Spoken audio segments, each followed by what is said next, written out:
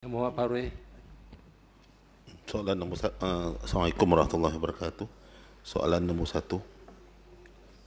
Datuk Dan Petua, saya nak ucapkan terima kasih kepada Parway kerana bertanyakan soalan yang berkaitan dengan sawah padi yang terdapat di Negeri Sembilan. Untuk makluman Dewan, jawapan bagi soalan ini saya jawab secara bersama dengan soalan nombor 1 Adun Sungai Lui pada hari kelima yang bertajuk pengeluaran padi di Negeri Sembilan, oleh kerana kedua-dua soalan merujuk kepada perkara yang sama berkaitan dengan tanaman padi.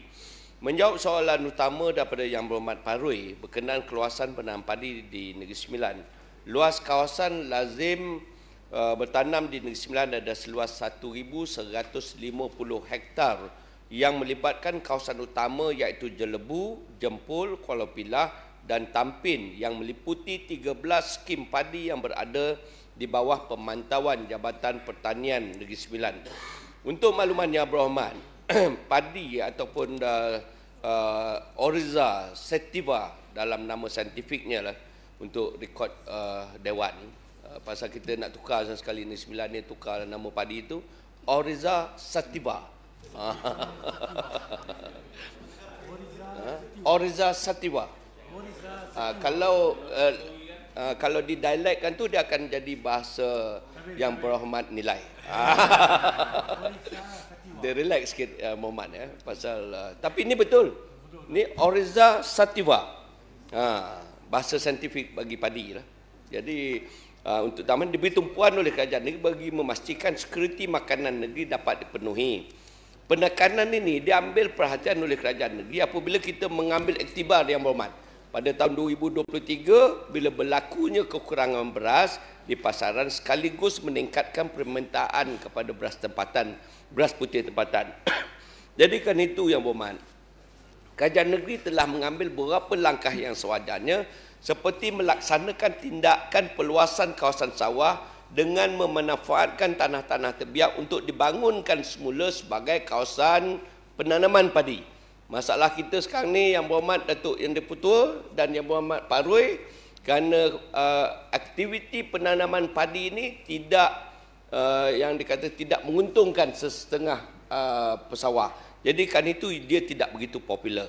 Jadi kan itu pada tahun 2024 Datuk Yang Di-Pertua 150 ekar 61 hektar ya kawasan padi bagi skim Teraci Batu 14 Kuala Pilah telah pun kita pulihkan serta bangunkan dengan penanaman padi bagi tahun 2025.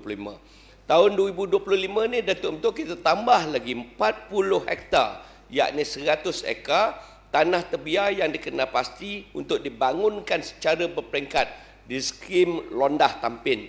Dalam masa yang sama, kerajaan negeri turut menjalinkan kerjasama rapat dengan kerajaan persekutuan melalui pelaksanaan program pelestarian sawah negeri yang melibatkan peruntukan RM2 juta untuk membangunkan kawasan baru seperti yang saya nyatakan tadi serta menaik taraf infrastruktur sawah dan sistem peparitan bagi meningkatkan keberkesanan pengairan dan produktiviti pesawah. Antara bentuk bantuan lain yang disediakan termasuk penyediaan input pertanian, subsidi baja, benih sah serta khidmat nasihat teknikal. Dan di samping itu juga melalui pelaksanaan pelbagai inisiatif yang telah pun dikemukakan oleh kerajaan negeri mensasarkan kerajaan negeri sekarang ini mensasarkan peningkatan purata padi daripada 4 tan sehektar kepada 7 tan sehektar menjelang tahun 2030. 2030 Yang Amat Berhormat Adun Sikamat mensasarkan 1 bilion pencapaian kita. Saya mensasarkan 7 tan hektar. Saya sikitlah daripada Adun Sikamat. Jadi saya jaga beras, jaga padi, Adun Sikamat jaga duit. Besok senang kita boleh pakai duit yang disasarkan oleh Adun Sikamat. Jadi selaras dengan itu agenda sekuriti makanan Negeri Sembilan ini dan matlamat kita senang Datuk Betul untuk memperkukuhkan daya tahan sektor pertanian negeri. Orang Negeri Sembilan semua sihat, makanan cukup, beras cukup dan juga keuangan negeri pun akan bertambah kukuh. Terima kasih Datuk Betul. Soalan tambahan untuk teknologi dan juga mekanisasi apakah kerajaan Negeri Sembilan merancang untuk memperluaskan penggunaan teknologi moden ya. Macam contoh seperti drone atau meningkatkan untuk meningkatkan hasil per hektar di kawasan sawah, sebab kita punya keluasan memang rendah, tapi dengan teknologi yang kita bawa yang terbaru mungkin akan meningkatkan lagi dia punya hasil. Yang keduanya ialah untuk golongan muda dan pewarisan pesawah. Strategi kerajaan untuk menarik pelibatan anak muda dalam sektor penanaman padi agar industri terus mampan ya dalam jangka masa panjang lah. Itu dua soalan. Datuk Speaker, Datuk Esko. Betul. Parui ini ialah Parui tak ada kawasan padi kan. Jadi kalau nak cari pun dah tak ada di Parui ini. US ada US. Hulu Seperi ada. Hulu Seperi. Oh, masuk Parui Hulu Seperi ya? Tak. Oh, tak masuk. Jangan tak nak masuk. menjajah Parui Dewan ada Orang padi. Cebong. Itu saya. Datuk Esko, jangan nak jajah kawasan Dewan Ungi Cembung. Hulu Seperi itu Dewan Orang Cembung. Itu Cembung selesai kalah dengan Parui ya. Saya nak jawab soalan Parui ini. Ini ingatan yang tegas daripada saya. Itu selesai Itu kalah. kampung saya. Berdua tu ya. Saya jawablah yang Parui ini ya. Parui saya dah sebut tadi ya. Kita nak tingkatkan daripada 4 tan kepada 7 tan hektar. Peningkatan ini boleh berlaku seperti di Hulu Selangor, seperti di Sabak Bernam dan sebagainya. Dengan syarat benih yang berkualiti. Kita bagi pada pesawah pertama. Yang keduanya, teknologi penanaman padi ini mesti kita upgrade.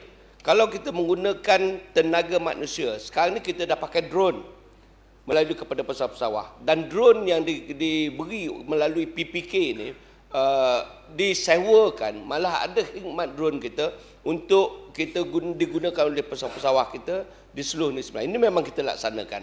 Cumanya untuk makluman Dewan bahawa minat golongan muda kepada aktiviti pesawah ataupun penanaman padi ini masih boleh diperbaiki dan dipertingkatkan, kerana hasil yang mereka perolehi daripada jualan padi ini dikatakan tidak boleh memenuhi kehendak dan juga poket ekonomi golongan muda.